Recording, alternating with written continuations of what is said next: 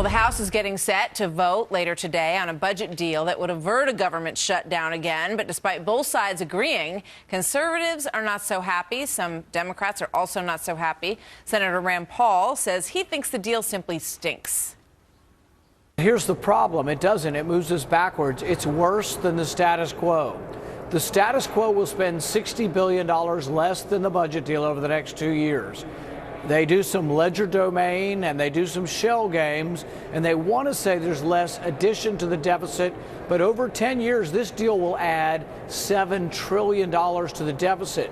It does not significantly alter our course. We're still on a course for disaster.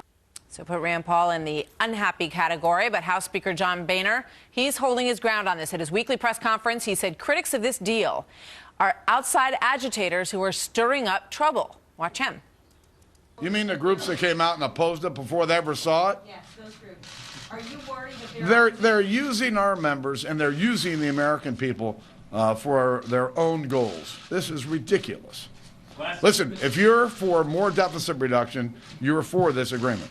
Wow, very strong words from John Boehner as he basically sends a salvo to the Heritage Group and a couple of other organizations who are very unhappy with this deal. Stuart Varney is the host of Varney and Company on Fox Business Network, and he helps us kind of lay this all out. I mean, Stuart, you know, you heard Rand Paul. Conservatives think it's not a good enough deal, and on the Paul Ryan side, they say, look, we're not in power. This is the best we can do. Well, that's precisely right. Conservatives oppose this deal, some conservatives, that is, on grounds of principle. They say, look, it breaks the sequester, which had applied some discipline to spending. This deal breaks that discipline. On the left, much more quietly, they want more taxes, more spending, but they're probably prepared to go along with the deal because they want to put the focus on these Republicans. Now, Paul Ryan said this morning that, look, you've got a divided government. You're not going to get every single thing you want. This deal, negotiated by him and Senator Murray, is the best we've got. And most importantly, it means no government shutdown.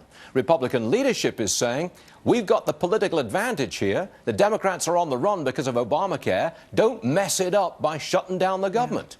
The bottom line is, if you balance it all out, this deal will almost certainly pass, go to the Senate, pass, and become law. Yeah. I mean, in essence, Stuart, it feels like it's the best way to get the budget off the table. That's what Paul Ryan is saying, at least, that this is the best way to kind of move it over to the side.